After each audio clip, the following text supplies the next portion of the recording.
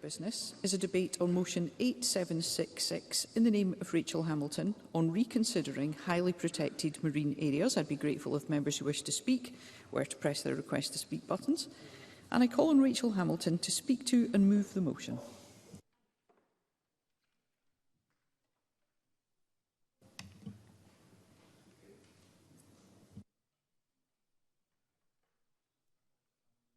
Can I have Ms Hamilton's microphone? Thank you, Presiding Officer, and I move the motion in my name. Today's debate on highly protected marine areas is a rare opportunity for the Parliament to agree on something. We should all agree on standing up for coastal and fishing communities. Last month, the First Minister outlined his priorities for Scotland. He spoke for almost half an hour. He failed to mention fishing or farming once. However, it is never too late to start listening, admit your mistakes and go back to the drawing board. In opening this debate, I appeal directly to SNP MSPs representing coastal communities and to other colleagues who want to see Scottish fishing thrive in the future. Anyone who rigidly follows the party line when they know the damage that these plans could do will owe an explanation to their constituents, Scotland's fishing industry and coastal and rural communities. This is not about siding with me and my colleagues on these benches. It's about siding with the Scottish fishing industry. We should be proud of this industry, which contributes over £500 million worth to our economy each year. On top of the challenges that they are already facing with spatial squeeze, they are contending with a fishing ban that threatens to destroy their livelihoods for good. It is clear to them, as it is to us, the proposed fishing ban goes too far with too little evidence. And we know how this came about on a dark day in a dishonourable agreement signed in August 2021. Mary McCallan's amendment today shows that this government is not only failing to listen to the concerns of our fishermen and coastal communities, but they've turned their back on science and certainty. It makes a mockery of the consultation process by taking for granted the fact that HPMAs will be designated. Popeye Ewing must have fishermen's forearms to have ripped this document apart last night. Believe me, I've tried. The SNP motion potentially misleads the Parliament in suggesting the plans are in line with the EU, when in fact Scotland's already gone over and above their own MPA targets. They cite evidence from one area and entirely ignore contradictory evidence from another. The Butte House Agreement has much to answer for. It rides roughshod over the livelihoods of hard-working fishermen with a blatant disregard for the communities that they support and the science around the matter that we are discussing today. The arbitrary figure of 10% of Scottish waters for highly protected marine area designation has been plucked from the sky with no scientific backing or ecological justification to underpin it. The First Minister insisted that the government would not impose these policies on communities that don't want them. Now that line has changed to vehement opposition. Even if that could be defined or measured, it is evident that the government is moving the goalposts. There is no explanation of the problem that these proposals are trying to address or the goal it is trying to achieve. We don't even know how effective the existing MPA network is in supporting and maintaining biodiversity in our waters. There's been no impact assessment on how these plans would affect our coastal communities. There's been no feasibility study into how these areas could be implemented and enforced. Presiding Officer, my colleague Murdo Fraser has just discussed a recent inquiry. We learned that former ministers, senior civil servants and special advisers believe Scottish Government decision-making is rushed, unclear and unstructured, as we saw with the Gender Recognition Reform Bill. Presiding Officer, we are here again.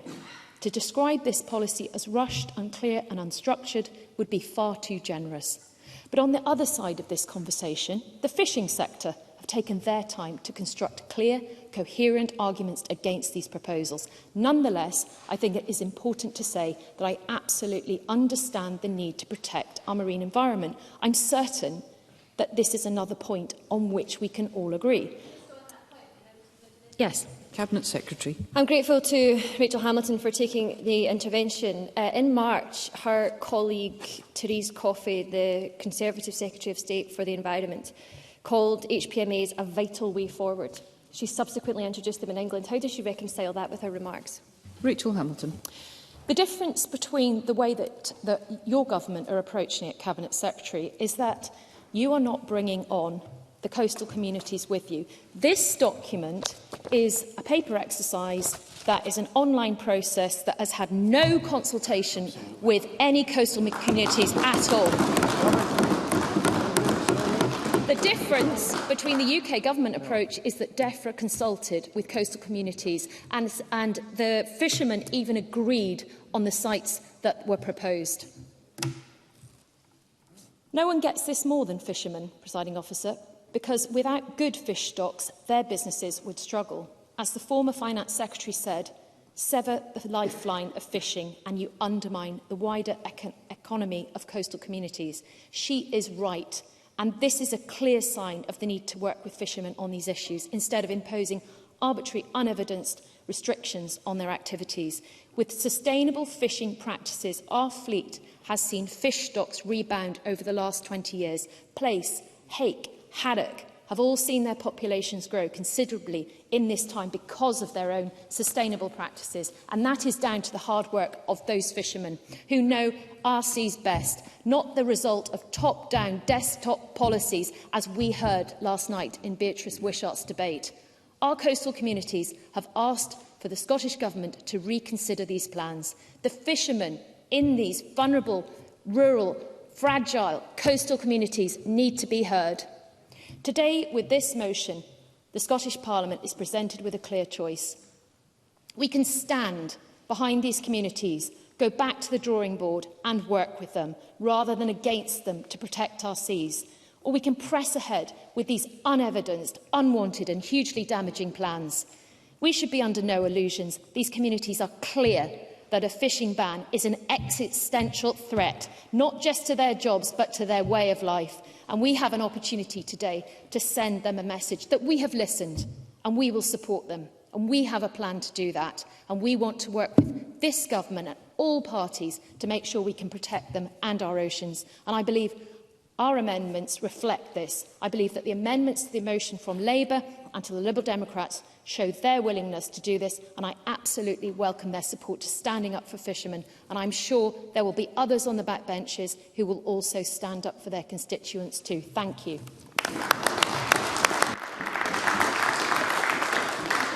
Thank you. I now call on Mary McCallan to speak to and move Amendment 8766.3. Up to 5 minutes, Cabinet Secretary. Thank you, Presiding Officer, and I move the amendment in my name.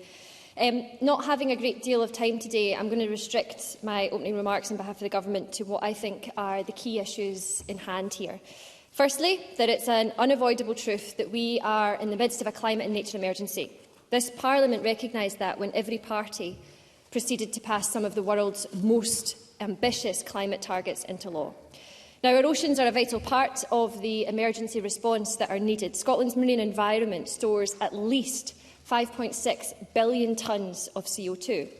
But recent research is showing that the oceans are reaching their capacity to help us. That's because of a number of issues, including human impacts upon them.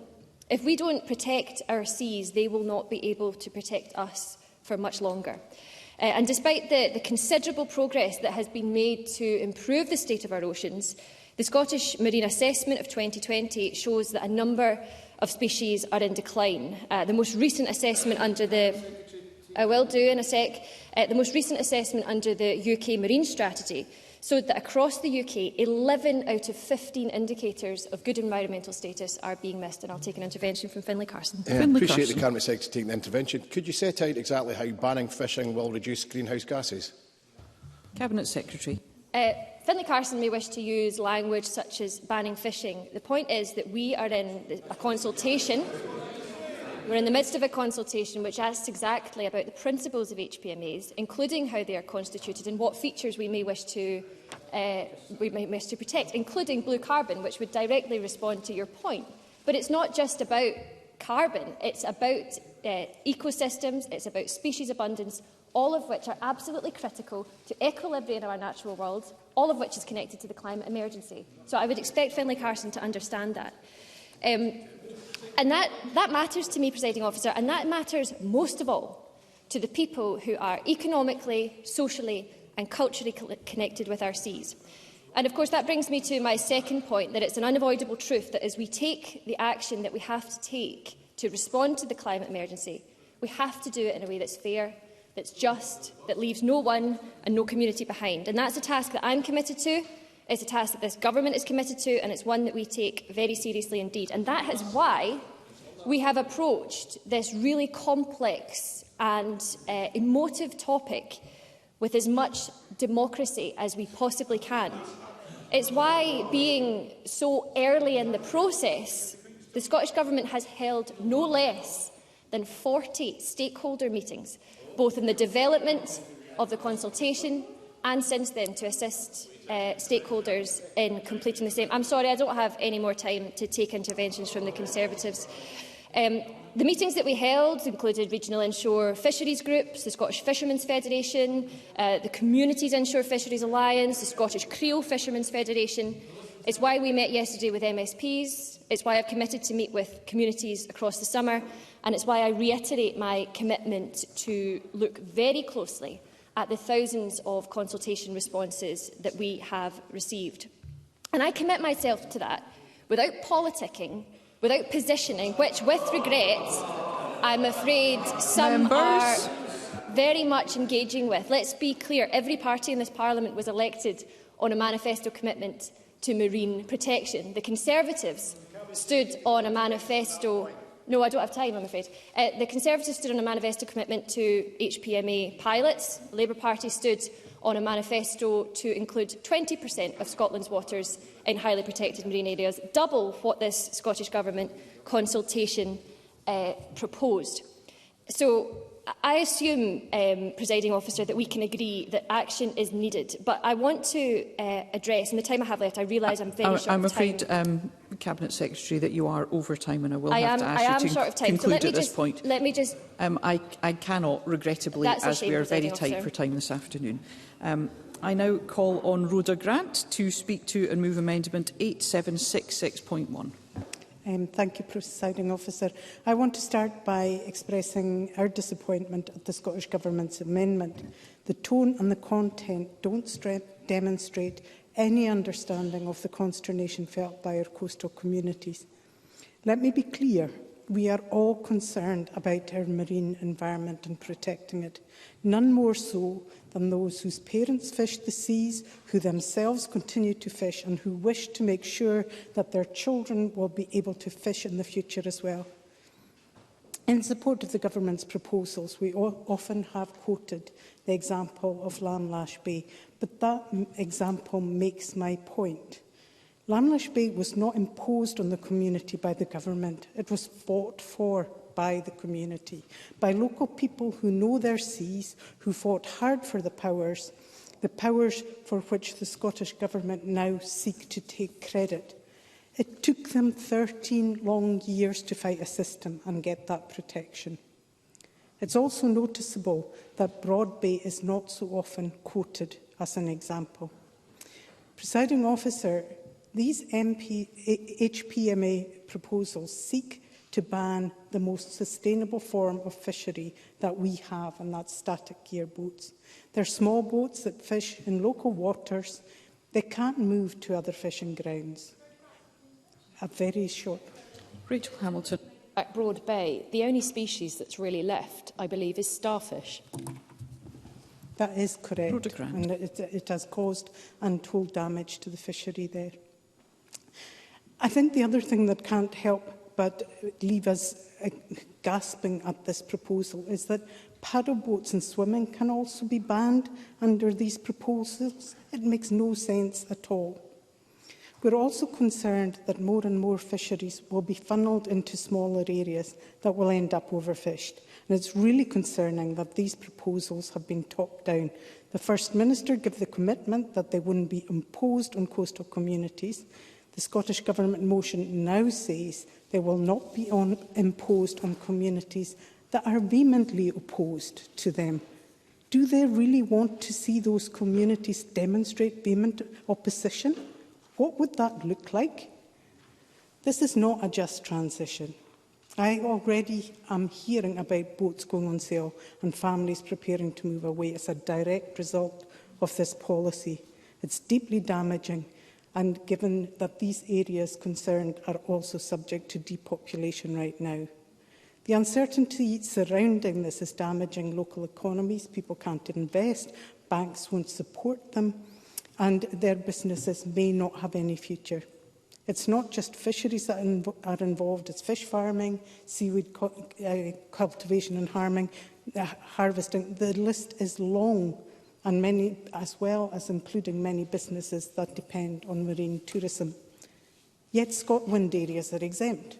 The waters that were sold on the cheap with no community benefit will be exempt in order to protect foreign investors. Exempting them and their profits just shows the priorities of this government. They don't care about small business. One or two people businesses that are being put out of work and forced to leave. These small businesses are not being given any exclusions. Presiding officer, I've never seen such a backlash. Everyone I've spoken to in coastal communities are furious. It takes a lot to drive people to write songs. It takes even more to make Donald Francis sing them. Do not underestimate the vehement opposition to this. I move the amendment in my name. Thank you. I now call on Liam MacArthur to speak to and move Amendment 8766.2. Thank you. So it appears that you wait ages for a debate on HPMAs and then two come along in very quick succession. Can I start by again thanking those who took part in last night's debate led by my colleague Beatrice Wishart. I think it sent the most unambiguous message about the strength of cross-party opposition to the government's proposed approach on HPMAs. This is merely a reflection, of course, of the anger and in some cases fury felt in island and coastal communities the length and breadth of Scotland. So it's right we return to this subject again today, and I thank Rachel Hamilton for allowing us to do so. The government's amendment, sadly, is a rather predictable and vintage example of whataboutery. I mean, Brexit continues to cause great damage. UK Tory government policies on skilled worker visas are indefensible. But as Elspeth MacDonald of the Scottish Fishermen's Federation has made clear, whatever issues the industry has with Brexit and labour rules, these pale into insignificance if fishermen are banned from fishing. The topic of the debate today is the same as last night, but the cast list looks a little different. Much like the HPMA designation, those operating arguments felt to be damaging or potentially damaging to the Butte House Agreement are to be arbitrarily excluded. So it is that Fergus Ewing and Kate Forbes find themselves confined to port by the SNP Whip's office. Yet, appropriately, there's no evidence this forced tie-up regime will provide any sort of protection for the SNP Green Government's policy on HPMAs, particularly when assurances that were previously offered up by the First Minister and Cabinet Secretary are already being redefined and diluted. Humza Yousaf could not have been clearer in stating he would not impose these policies on communities that don't want them, a promise echoed by the Cabinet Secretary. Now we're told there needs to be, quote, vehement opposition, whatever that means. Presiding Officer, the lack of any prior discussion or consultation with stakeholders in the fishing, aquaculture and other key sectors most directly affected is inexcusable. It has seen government policy developed, I don't have time, I'm afraid, Mr Whittle, developed and consulted on over years, upended and replaced by closed-door negotiations in Butte House between the SNP and Greens. That's not evidence-based policy making. It's not ministers being inclusive or accessible. And it makes a mockery of any commitment this government professes to genuine island-proofing, a point made in my amendment, which I move. And damage is already being done, as Rhoda Grant said, through heightened uncertainty and a collapse in confidence. Reaching agreement on measures that might actually help protect our marine environment have been made more difficult to achieve. And the government's handbrake turn undermines those in the fishing sector already leading efforts to manage, protect and enhance stocks and biodiversity. In my own Orkney constituencies, fishers recognise their sector relies on healthy ecosystems and environment. They've been working in partnership with academics, environmental groups on a range of projects, tagging brown crab, trialling technology in creels to measure environmental variables such as salinity, temperature light and current, using cameras to understand interactions of creels with the seabed, recording sightings of cetaceans and seabirds, carrying out a carbon audit of Orkney's fleet. Precisely what we would want to see in the interests of our fishing sector, the marine environment and our island and coastal communities. But, Presiding Officer, let me finish with the words of Hannah Fennell of Orkney Fisheries Association, who told me earlier this week, and I quote, "HPMAs undermine the concept of environmental stewardship. Instead of punishing those who live near and work in the marine environment, the government should be empowering communities and fishers. The knowledge fishers hold should be seen as an asset and part of the solution to the twin climate crises." I could not agree more. Thank you. Thank you. We move to open debate speeches, and I call on Edward Mountain to be followed by Karen Adam. Officer, and I'd just like to say at the outset I was taken by the call that I was on yesterday afternoon with many of the MSPs, where we were asked for our opinions on HPMAs. A bit late, not sure that it had actually followed the advice that had been given. And it was disturbing, and it must have been disturbing to the Minister, that she heard from nearly all of the MSPs that the level of responses and the pure venom in some of those responses had not been experienced by parliamentarians before. Now, Presiding Officer, you will know, as I do, that many songs and folk songs that you hear are written either about heroes or villains. Now, in this case, we've had a folk song written, The Clearances Again, and it's not about heroes. It's about villains, and that's the way the islanders view it. Now, looking at the Highland and Islands MSPs, I don't think there's any doubt that we, on this side of the chamber, understand it. And I know Labour understand it. And I know the Liberal Democrats get it. I'm pretty sure the Greens don't get it. And I'm pretty sure that some of the MSPs on the SNP benches get it. We listened to Fergus Ewing last night, and I'll come back to that. He gets it.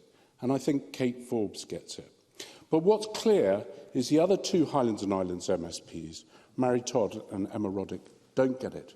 In fact, I don't even see them in the chamber today, perhaps because they have taken the government shilling so they don't have to respond or take part in this debate. But they will pay for it at the next election.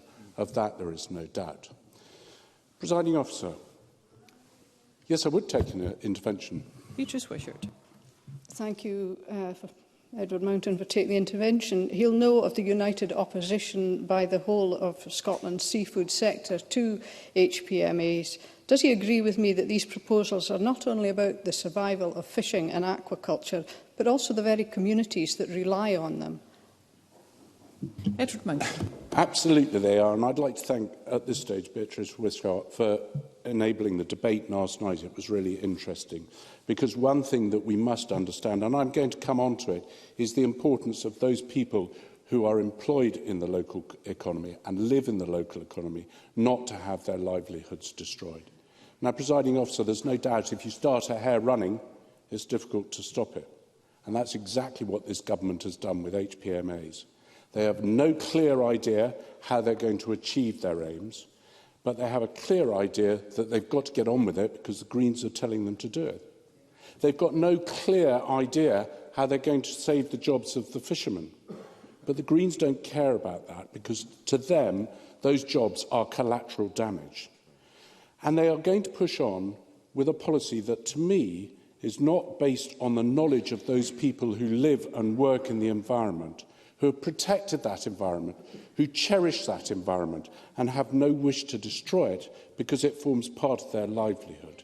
Yes, I will take an intervention. Cabinet Secretary. To Edward Mountain for taking an intervention. I just wondered if he would accept, because I agree with him about the importance of the communities, and right from the beginning I've been clear that this would have been developed hand in hand with them. By a broad and deep consultation right at the beginning of this process, how else does he think I could have more meaningfully engaged those communities who I have been so clear I care deeply about? Edward Mountain. Presiding Officer, I don't know if I'll get my time back from that, but no, that's not what the communities see. The communities see a centralised government pushing down from on top without listening to a word that they're saying. And all I would say to the Cabinet Secretary, if you're in doubt about that, take your time, come up to my office, have a look at some of the emails that I've got. I'm very happy to share them with you. Now, Presiding Officer, I know by taking interventions that I've actually ended my... I'll have to end my speech early. Sorry, Presiding Officer. Thank you very much. I call Karen Adam to be followed by Katie Clark. Thank you, Presiding Officer. And I want to firstly start by saying that I have had sincere and deep ponderings over this debate today, and in fact over the last few weeks. And I have had cause to really take time to reflect. Now, my concerns around HPMAs and the impact they will have on fishers and coastal communities across Scotland are well known to the Scottish Government. First and foremost, however, I hope they are known to the fishers across my constituency, because representing coastal communities of Banffshire and Buchan Coast is a great honour and one I do not take lightly. And it is for this reason, Presiding Officer, that I wish at the outset to make this promise to them. I promise I will never support a policy that would be to the detriment of the lives and livelihoods of the coastal communities across Scotland. I was elected to be a strong voice for our coastal communities and a steward and an advocate of not just the people, but also the land and the sea, and I will be just that. Our rural communities have been through a great deal over the last few years, and as a member of the Rural Affairs and Islands Committee, I have listened to some devastating testimonies about the impact of Brexit on our farmers and fishers. The loss of EU funding as a result of the reckless Tory Brexit is just one example of the significant damage imposed on our rural economies. We place so much responsibility for delivering net zero on our rural industries, and we must remember that our farmers and fishers are also responsible for our food security. Yes, I will. Will I get the time back? I appreciate the member taking the intervention, but on Brexit, would the member not agree with me? It's not Brexit that's hell-bent on banning fishing in a vast swathes of our seas. It's the Greens and the SNP that want to do that. Yeah. No, I disagree with the member's take on that, and I will come to that later on in my speech. But the whole rhetoric around ban on fishing, I'll come to this politics, which seem to be driven by popularity, and that's not helpful to this debate, and it's not constructive. We do place a lot of burden and responsibility, and they are responsible for our food security. So if we place ever greater burdens on them, we must ensure that we also provide the relative financial, human and, yes, legislative support. Fishers have lost trust in politicians to deliver for them, and quite frankly, I don't blame them. And this is the sorry result of being used as a political football for so long and having their priorities consistently politicised. Now that brings me to the motion before us in the name of Rachel Hamilton. Are we really supposed to believe, after everything the Tories have done over the last few years to bring our rural industries to the brink and our economy to the knees, that they are trustworthy custodians of our farms, fisheries or natural environment? Need I say more than Liz Truss, Boris Johnson, Brexit? And despite Tory indignation, in March it was announced that HPMAs will be introduced south of the border by the Tory UK government. The hypocrisy is astonishing. Yesterday, Rachel Hamilton said that she is obviously opposed to HPMAs. Well, why does she stand on a Tory manifesto commitment in 2021 to implement pilot schemes of them? To the fishers listening at home, be aware of this. The Cabinet Secretary will be reassured that I do not intend to tear up any motion in a fit of theatrics today, although my colleague Rachel Hamilton did state that she'd like to see that. The Scottish Parliament is not a place for amateur dramatics. It's a place where we debate, discuss as reasonable representatives the genuine needs of our constituents and of our country. You must conclude, I want to Ms thank the Adam. Cabinet Secretary for the constructive discussions. Thank you, Ms Adam. You must conclude at that point. I call Katie Clark to be followed by Jamie Halcrow-Johnston. Thank you, Presiding Officer. And there's already been mention this afternoon of the Lamlash no-take zone. And having represented Arran, it is clear that strong marine protection can have support and buy-in from local communities. The community of Arran Seabed Trust Coast was founded in 1995 and led successful community campaigns to establish Scotland's first no-take zone. The Scottish Government has much to learn from the approach of Coast and indeed the painstaking work carried out on Arran to build community support for marine protection. And I pay tribute again to Coast for the work they have done. Because without buy-in from the local community, marine protection areas will not work. And I hope that the Cabinet Secretary will accept that there have been significant mistakes in the handling of this policy to develop highly protected marine areas. I will very briefly. Cabinet Secretary. I want to thank her for taking the intervention and for her contribution. I'm just looking at the foreword that I put to the consultation. Closing lines, that's why I want to hear what you think. I want to take on board your concerns. I want you to help shape the creation of these highly protected areas. How does that not demonstrate that I care how coastal communities feel? Katie Clark. The approach the Scottish Government has taken has caused upset in many communities who rely on the seas, causing concern to many who probably would never be affected by any proposals.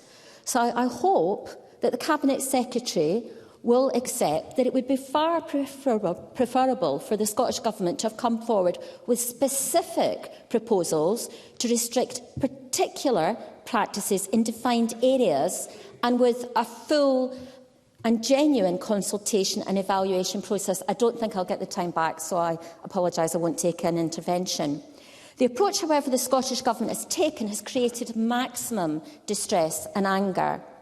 The Cabinet Secretary rightly pointed out that we are in the middle of a climate and nature emergency, and the backdrop is, of course, a significant decline in the marine environment and in many parts of the fishing industry and fishing stocks over many decades. Indeed, the World Wildlife Fund report published in 2015 highlighted that worldwide the amount of fish in the oceans has halved since 1970, and indeed the report also highlighted that the populations of marine mammals and birds have fallen by 49% between 1970 and 2021. So I don't think anybody in this chamber refuses to accept the scale of the challenge of the damage to our oceans and the urgent need for action to help regenerate marine ecosystems.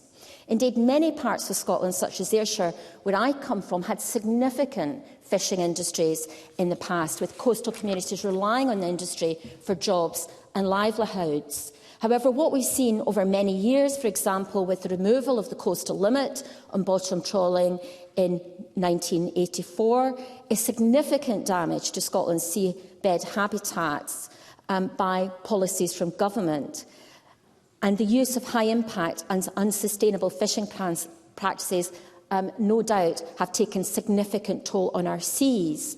Yet these issues, and indeed the use of high-impact fishing methods such as bottom trawling and dredging, remain unaddressed by the Scottish Government.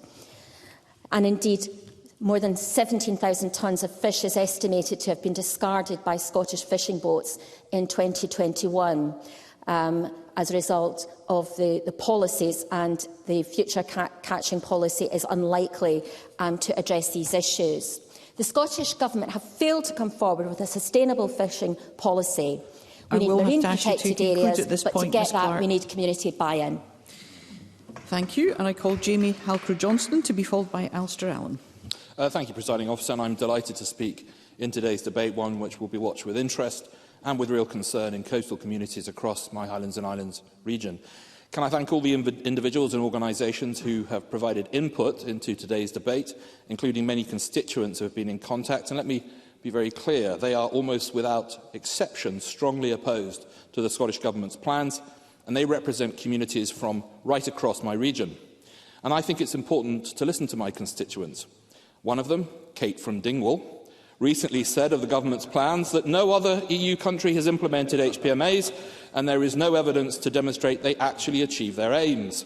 She argued that they would have disproportionate socio-economic impact on our island and coastal communities, and that she couldn't understand why anyone in government thought it would be a good idea to take such a blanket approach.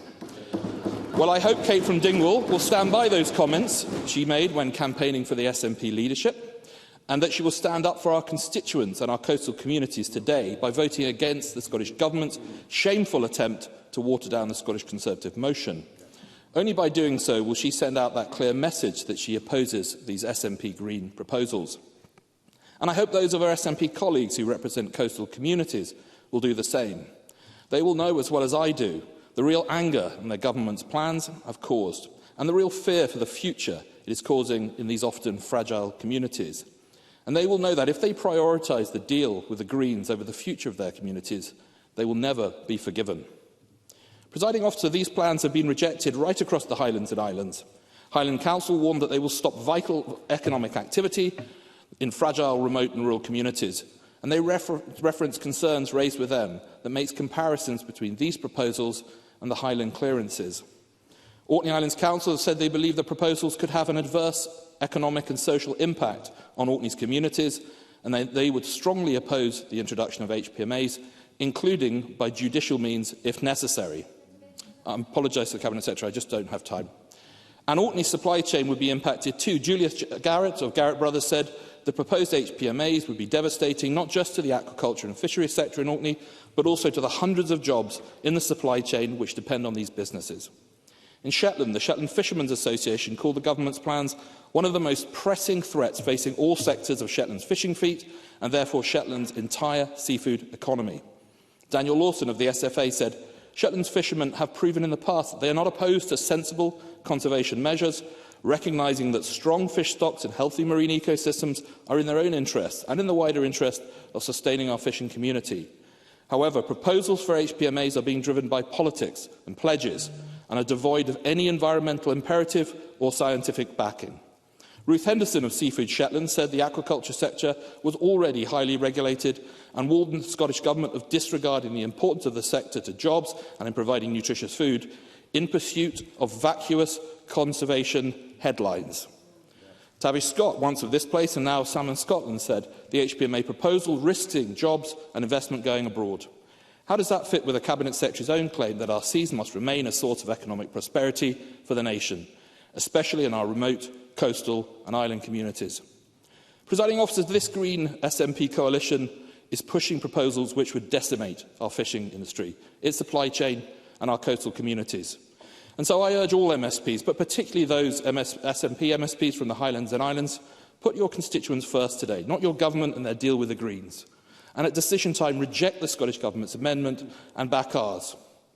All those who care about our coastal communities and their future must come together and send a clear message to the Scottish Government they have got this very wrong, and they must scrap their plans for HPMAs. Thank you. I call Alistair Allen to be followed by Ariane Burgess. Presiding Officer, the fact that we have debated the same issue twice in this Parliament in the space of 36 hours says something significant.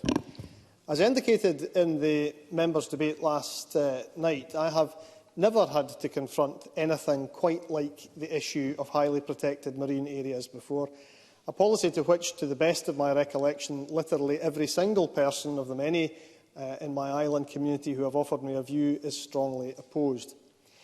As I mentioned last night, even when I was showing a local primary school round the Parliament recently, the first thing the kids wanted to ask me about was HPMAs. That is a measure of where things have now reached in the Western Isles at any rate. Presiding Officer, there is an undoubted need to address biodiversity loss in our seas, so I certainly do not make any case today for unrestricted fishing. And I am aware that the Tories who had HPMAs in their own election manifesto are playing political games with their own motion today. Yet the problem with HPMAs is that while only affecting 10% of our sea area, we will not know for 2 years yet which 10% that is. And in the meantime, every coastal community in Scotland, particularly those on the west coast, not unreasonably has fears that it is going to be them. The prospect of a virtually total ban on all fishing activity in any one of our most fragile communities would, in fact, disproportionately affect some of the very forms of fishing which have the smallest environmental impacts. In areas fished by smaller vessels, like many of those in my own constituency, there is little realistic prospect of established fishing businesses, or indeed aquaculture or fish processing businesses, finding somewhere else to go to nearby. I know that the scenario I describe there is not what the Government seeks. The very encouraging tone struck by the First Minister and other ministers in recent weeks, indicating that HPMAs will not be imposed on unwilling communities, is very helpful and much welcomed locally. The Government amendment today, I would also acknowledge, goes some way towards recognising the fears that exist, although I regret almost certainly not yet far enough for my constituents. I realise why the Government has to wait for the scrutiny of the consultation responses before it can commit to action, but I can see locally what the Government must themselves increasingly now suspect, and that is the sheer depth of opposition that exists in many island communities to the proposals as they presently stand. After much thought, therefore, I am going to register those concerns in a very reluctant vote against the Government's own amendment. In case anyone imagines I do such things lightly, I am someone who believes quite unapologetically that politics is a team sport. I am not one of those types who suffers from delusions that the lone brilliance of the tennis player is very often required or helpful on the political football pitch. But I feel I do have little choice today but to apply some real pressure on behalf of my genuinely worried island constituents. HPMAs, as the policy presently stands, needs to be rethought, and sooner rather than later. I welcome the encouraging way in which the Minister has engaged with those concerns today. Thank you. I call Ariane Burgess to be followed by Fulton McGregor. Presiding Officer, all of us depend on a healthy natural world because nature underpins life. It's not a nice to have, it's essential.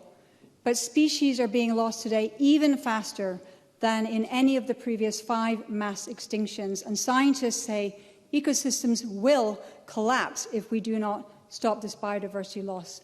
We must act.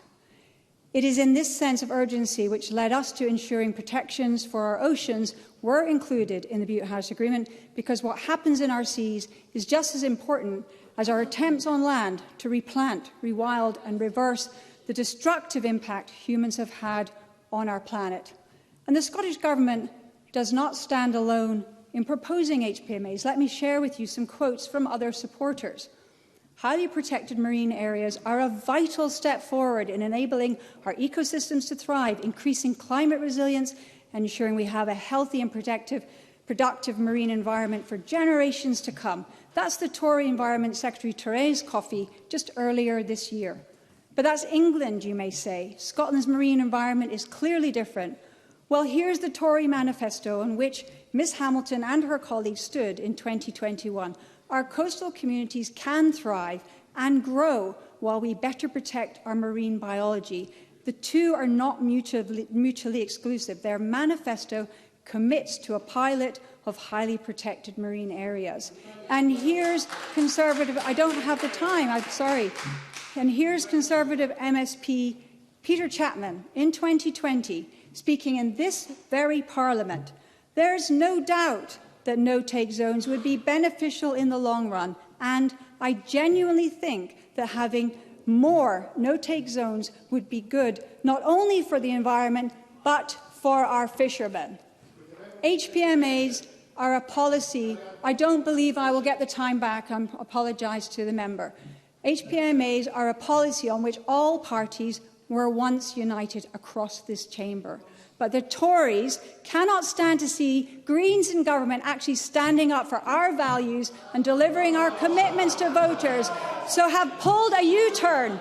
They've sacrificed highly protected marine areas for their highly protected Tory vote. The hypocrisy of this motion, which not only calls for the scrapping of their own manifesto commitment, but claims there is no scientific basis or ecological justification for marine protections, which they themselves are rolling out in England, is breathtaking.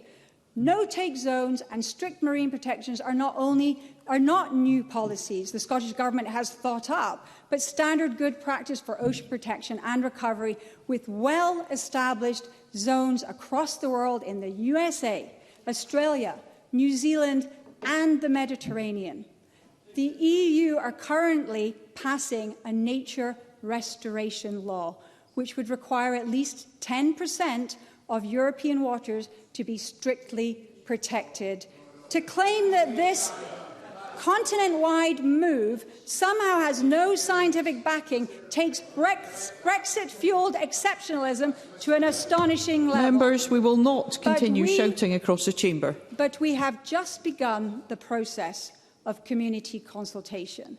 We must let that continue and let the genuine concern of local communities be heard, not seek to undermine the real and credible scientific basis which underpins this policy. We need a process for communities to meaningfully input into wider spatial plans for their inshore waters. The Scottish Government is consulting with communities, trying to make this work for everyone with a stake in our sea. It's the Tory politicians who are playing politics, jumping on an oppositional Thank you, Ms Burgess. I must ask you to conclude at this point. Ms Burgess, thank you. You will conclude your remarks. Ms Burgess, thank you. I now call Fulton McGregor, the final speaker in the open debate. Thank you, Presiding Officer. And I want to highlight at the outset, as colleagues will know, that I do not represent a coastal constituency. And I know my colleagues who do are much closer to this issue and much more knowledgeable. Indeed, I caught many of the speeches from last night's members' debate and found these very educational. However, I know that we can all agree that we need our fishing industry to be sustainable for the future, so that's why we must make steps right now to facilitate this transition. The fishing sector in Scotland has often been the leading industry in our country's immensely successful food and drink trade. However, this very industry is at risk due to the climate crisis we find ourselves in. Our marine species are in the midst of a population decline. A report published last month by the Intergovernmental Panel on Climate Change have bluntly stated that smallholder farms, pastoralists and fishing communities could be some of the most vulnerable groups when it comes to climate change. As we have heard, HPMAs seek to protect marine environments, increase sustainability and, as seen in California, Malaysia and New Zealand, perhaps provide economic benefits to regions close to HPMAs through increased stock and ecotourism. On the other side of that, I am aware that the proposals have been met with significant criticism and objection, as was expressed by colleagues like Dr Alistair Aaron, Karen Adam, Fergus Ewing and Kate Forbes yesterday and today. And I am very much a believer in representational politics, and I think it is essential that we hear concerns of communities when making policy decisions. Because, of course, if depopulation and loss of livelihoods and culture is a possibility, as has been suggested, then we must do all we can to prevent this, not least as further migration to the urban central belt will also not help us meet climate targets either. So from an outside perspective, if you want to call it that, it seems we have two strong cases, one for HPMAs and one urging a total rethink of the policy. And it is, of course, governments across the world's job to navigate and balance competing rights and ideas. And from what I can tell, this is exactly where we are, despite Tory attempts through this motion to say otherwise. Indeed, the Scottish Government's initial consultation on HPMAs only closed just over 2 weeks ago, and it is now necessary, as others have said, to take some time to review what I believe are a substantial number of responses that were collected over a 4-month period. The First Minister has made it abundantly clear that the Scottish Government will not steamroll through or impose on a community a policy that is vehemently opposed to, which is why the Scottish Government is engaged with a wide range of fishing groups and many other environmental organisations. And I know there have been public engagement sessions and the like. And from what I have heard from yesterday's debate and today from colleagues, the Cabinet Secretary has been very open to meeting with communities to hear concerns and has been given much credit. So the policy will get much attention, and it is important that the Scottish Government push forward with environmental policy objectives while also not leaving anyone behind and protecting our communities. So I would encourage the Scottish Government and the Cabinet Secretary to continue its robust engagement with stakeholders, and I eagerly await the assessment of the consultation process as well. And I'd also, I know other members have mentioned it, but I'd also like to hear a wee bit more about the thinking behind swimming and water sports and stuff as well, because we've maybe not touched on that as much as today. Mr McGregor, give way. Yep, absolutely. Emma Harper. Thank you. Thank you Fulton McGregor for giving way. It is clear that everybody, including across chamber, is concerned about the Scottish Government's proposal for HPMAs are causing anxiety and stress and even much anger for all involved in the fishing sector. So would you agree with me that we need to seek concrete assurances from the Cabinet Secretaries that the fishing communities will not be decimated in this process that is being pursued by the Scottish Government? Mr McGregor, you will have to conclude. Yeah, I thank the member for that intervention, and I would agree with her, and I should have mentioned her earlier as well. And when I was mentioning other speakers, I know she's a great representative and advocate in this area. And as you've said, Presiding Officer, I'll conclude there. Thank you. We now move to winding up speeches, and I call on Liam MacArthur. Thank you, Presiding Officer. During the course of this debate, reports have appeared in the media that the First Minister has confirmed that he is happy to reconsider publishing the details of an investigation into alleged bullying made against the former Minister Fergus Ewing. Now, previously, it was asserted by the Government that this would not be in the public interest and there would be a legal bar to it. I cannot help but have some suspicion that this announcement by the First Minister is related to the concerns that were being expressed by Fergus Ewing last night during the debate on HPMAs. And if that is the case, I think it would be absolutely despicable. I think we heard... Look,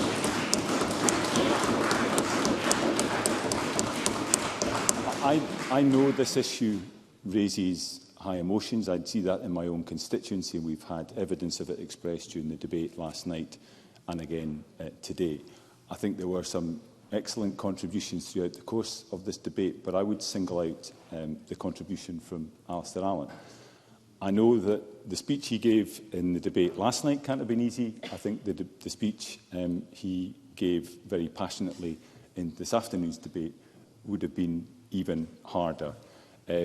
As somebody who has rebelled against my party, I think some would argue that this is perhaps more commonplace in my party than in his. It is not an easy thing to do. This is a team sport, and I don't doubt for a second that Dr Allen has come to that decision very, very reluctantly. But I think the views that he expressed on behalf of his constituents are ones that are reflected in coastal and island communities around the country. And I hope that his constituents will consider the speech that he has given, the decision that he has taken, as being an exemplification of the way in which we as elected members ought to be representing our constituents and constituencies.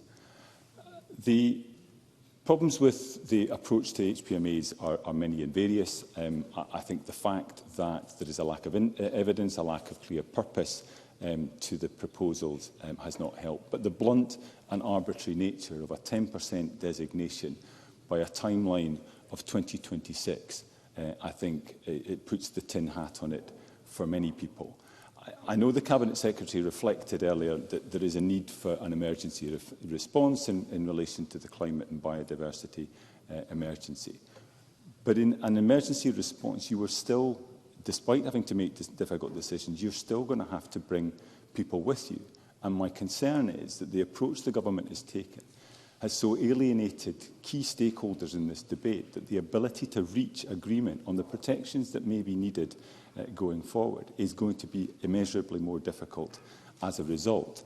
Rhoda Grant mentioned the approach, the reference in the government motion to Lamlash Bay.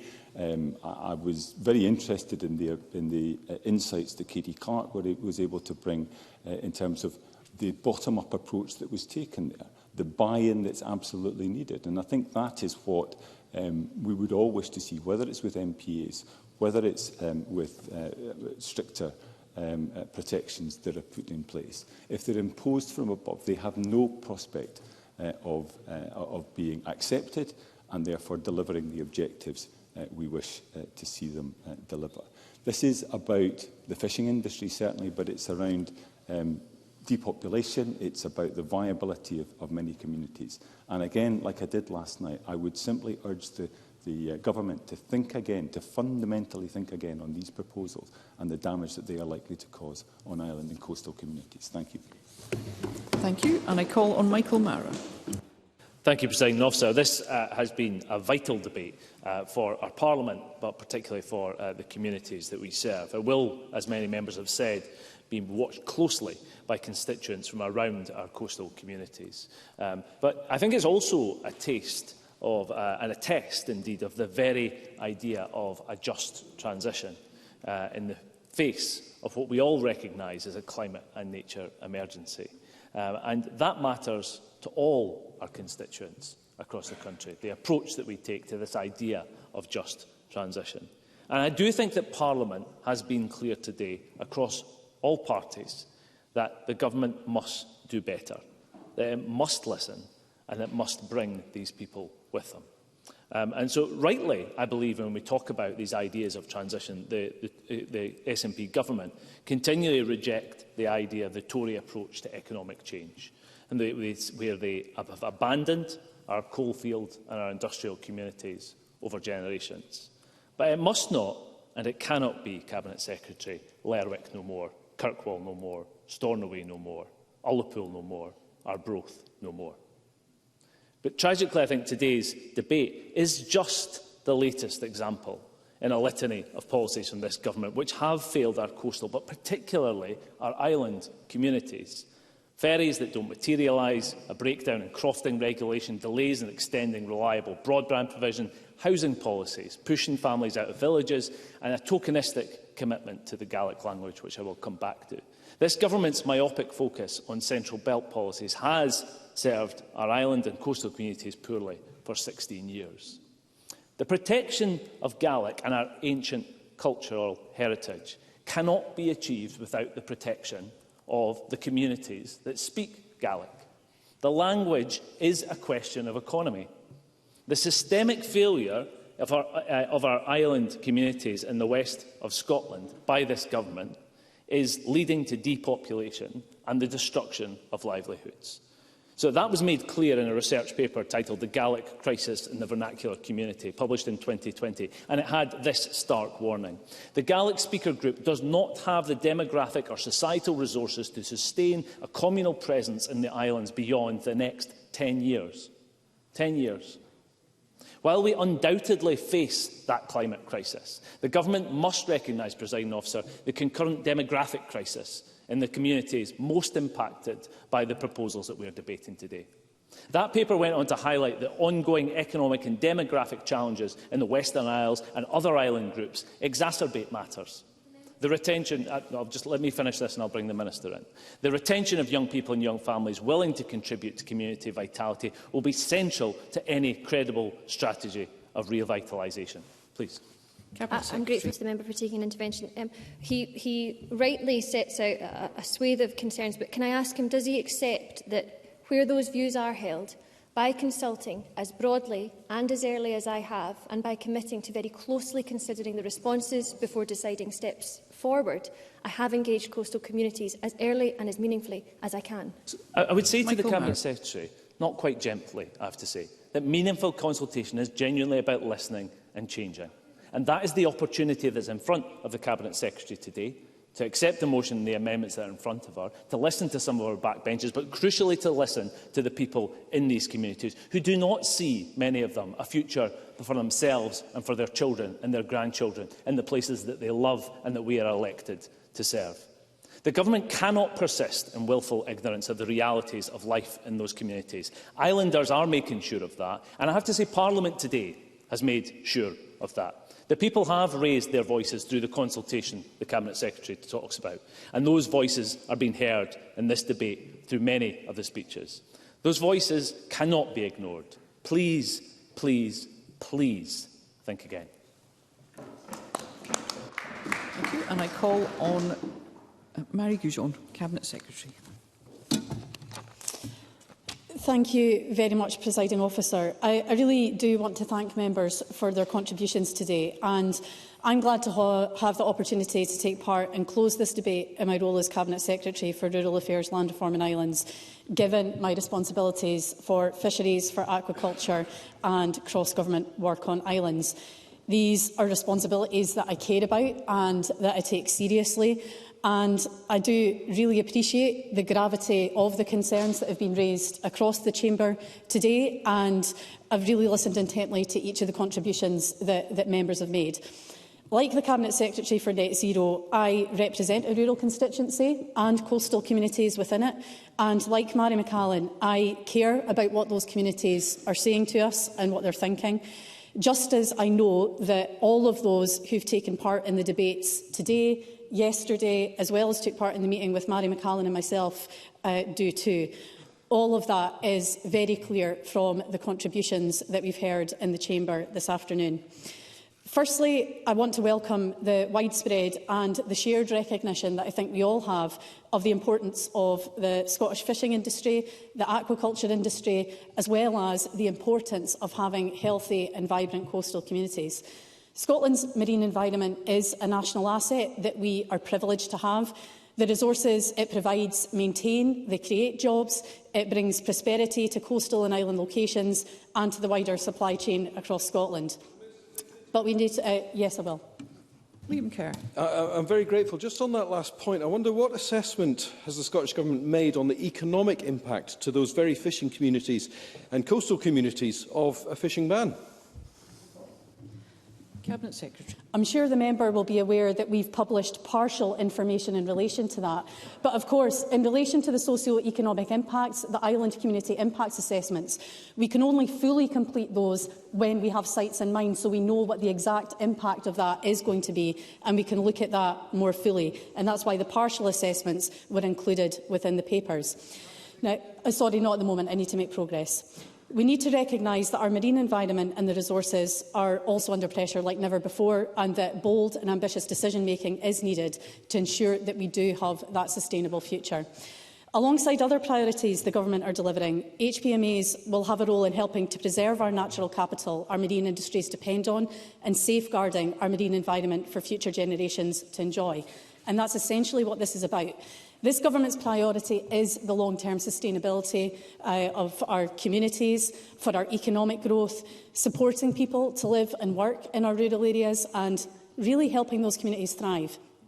But we're also wholly committed to protecting the marine resources our fishing industry depends on, with consultation embedded at every stage and with just transition at the heart of everything we do, to give us the best chance of arriving at the right decisions for the right reasons.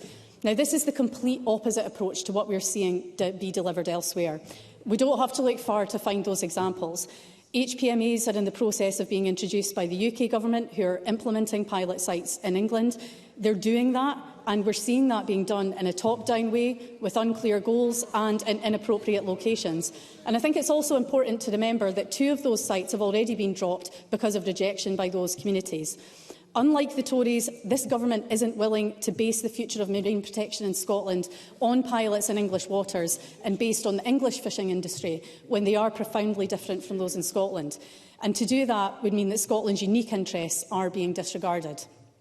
But it's also not clear from the debate today whether the Scottish Conservatives support their own manifesto commitments on HPMAs or not. Indeed, all the opposition parties campaigned and were elected on manifestos that committed to pursuing a policy in this regard to enhance protection of our marine environment. I know that Katie Clark in her contribution mentioned that we should have introduced specific proposals, but I think that would have been the complete opposite approach to what we're actually trying to do, which is consulting at as early a stage as possible on how we even go about this process, which I think is really important. I know that we all agree about the importance of fishing and aquaculture to our economy. That's why we've supported the industry with significant amounts of funding over previous years, £9.7 million in fisheries science. We've negotiated £468 million worth through our international fishery negotiations, because we recognise the importance of this sector. And I'm sure that we can also all agree on the fact that we need to take action on the climate and nature emergencies. And I'm sure we would also all agree that we need to do that in a way, as the Cabinet Secretary described in her opening, which is fair, which is just, which leaves no one and no community behind. The Scottish Government wants to work hand in glove with all of those who have a stake in this, the communities, the fishers, our marine industries, to create the best possible future for our environment, our economy and for those communities. In closing, Presiding Officer, I really just want to reiterate again some important points. Firstly, that we will not steamroll through or impose on any community a policy that they're vehemently opposed to. We, again, to emphasise, I'm in my closing remarks, again to emphasise we are at the very start of this process, not the end. Thirdly, we've had a consultation. We will carefully look at all of the responses we've received. We will be engaging with industries, with communities, and we are listening. Let's agree to put people ahead of politics and help make the consultative and collaborative process to deliver that vision of a positive future for our environment, economy and communities as successful as it can be. Thank you. Thank you. And I now call on Finlay Carson to wind up the debate. Thank you, Presiding Officer. The First Minister stated, "My starting point will always be that we all want the best for Scotland and the people that we are so privileged to represent." Powerful words, and I genuinely hope that he delivers on that promise, particularly in light of the response to the ill-conceived proposals in introducing highly protected marine areas, which have sparked enormous backlash amongst fishing communities of length and breadth of Scotland. They rightly fear that if the plans to increase limitations on inshore fishing and marine activities goes ahead, they will devastate many coastal communities in what has been described as the modern-day Highland clearances. Jamie Halcrow-Johnson mentioned Kate from Dingwall, and her comments remarkably similar to MSP Kate Forbes, who voiced deep concern during her leadership campaign, saying, "I cannot understand why anyone in government, particularly when we're deliberately trying to stem depopulation in rural areas, thought it would be a good idea to take such a blanket approach." She more recently suggested that the government may have turned a corner.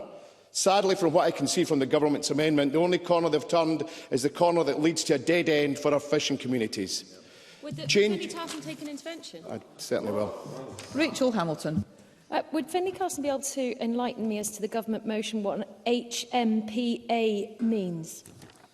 Certainly, it came to light that the government's amendment certainly doesn't mean to make sense, and it might be helpful if the Cabinet Secretary explains which HMPA is. I didn't get that right. But one thing obvious is that change in direction isn't unusual for the SNP, because they've had more changes of direction than the wind off the Mull of Galloway. One thing certain is SNP Green Alliance won't be satisfied until even guddling in rock pools is prohibited. Karen Adams, Emma Harper and, before her pay rise, Jenny Minto, have spoken out about the enormous levels of concern that exist in the future of our fishing communities, with primary school children even questioning Alistair Allen over HPMAs. The phrase "leave a light on" was once a commonly used phrase for this SNP Green government, but this time it's them who are looking to turn the lights off in our coastal communities.